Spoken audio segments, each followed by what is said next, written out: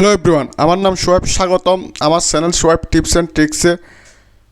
আপনাদের রেডমি মডেলের যদি কোনো মডেল থাকে, আপনারা কীভাবে টাচ ভাইব্রেশন অফ করবেন, টাচ বাটনের ভাইব্রেশন কীভাবে অফ করবেন, আজকে আমি এই সেটিংটি নিয়ে কথা বলবো। আপনাদের দেখিয়ে দেবো কীভাবে আপনারা টাচ ভাইব্রেশন অফ করবেন অথবা মিডিয়াম অথবা স্ট্রং করবেন, টাচ ভাইব্রেশন কমাবেন অথবা বাড়াবেন। আমার ফোনে টাচ ভাইব্রেশন চালু আছে, আমি এটা অফ করব। আপনাদের রেডমি মোবাইলের টাচ ভাইব্রেশন অফ করার জন্য আপনাদের ফোনের সেটিংয়ে চলে যাবেন। সেটিংয়ে গিয়ে আপনারা এখানে খুঁজবেন হচ্ছে সাউন্ড অ্যান্ড ভাইব্রেশনে ক্লিক করবেন। সাউন্ড অ্যান্ড ভাইব্রেশন ক্লিক করার পর আপনারা নিচের দিকে স্ক্রল করে চলে আসবেন।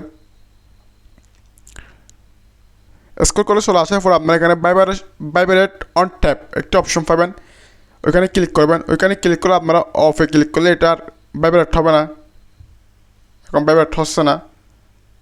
আর যদি আপনারা আবার পুনরায় চালু করতে চান তাহলে আবার ওইখানে যাবেন, সেটিংয়ে যাবেন। সেটিংয়ে গিয়ে আপনারা সাউন্ড অ্যান্ড ভাইব্রেশনে ক্লিক করবেন।